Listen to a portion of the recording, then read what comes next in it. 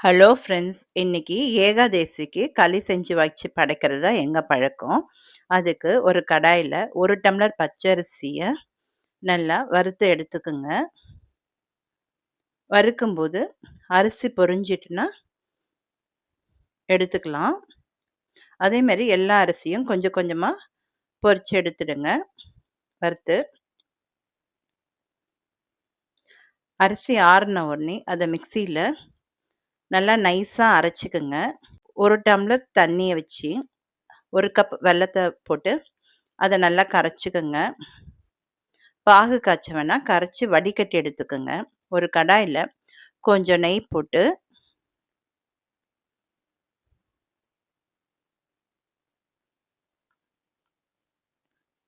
அதில முந்திரி, திராட்சை 2த்தையும் நல்லா வறுத்துக்கங்க.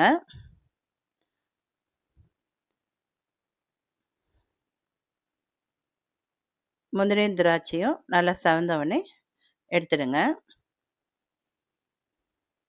இதே கடாயிலேயே நம்ம கரைச்சு வச்ச வெல்லத்தையும் இதில சேர்த்துக்கலாம்.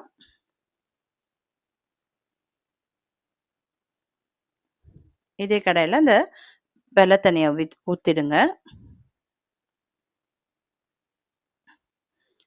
நல்லா கொதிக்கணும். கொதிக்கும்போது 1 ஸ்பூன் ஏலக்காய் தூள் சேர்த்துக்குங்க.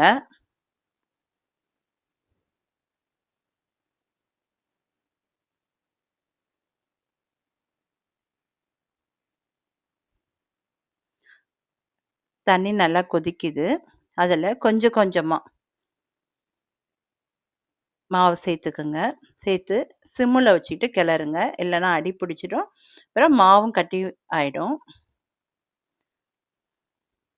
கொஞ்சம் கொஞ்சமா நல்லா கிளறுங்க.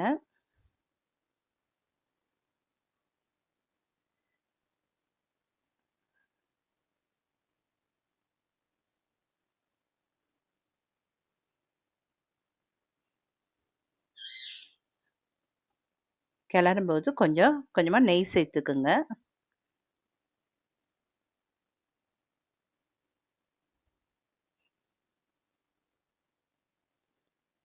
மாவு நல்லா வெந்து வரணும். அப்ப முந்திரியும், ஏலக்காவையும் சேர்த்துங்க. சேர்த்துட்டு ஒரு 5 நிமிஷம் சிம்ல வச்சு அடுப்புல வச்சு கிளறுங்க.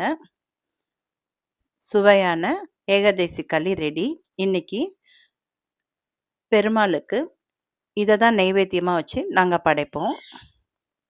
உங்களுக்கு பிடிச்சிருந்தா லைக் பண்ணுங்க, ஷேர் பண்ணுங்க, சப்ஸ்கிரைப் பண்ணுங்க.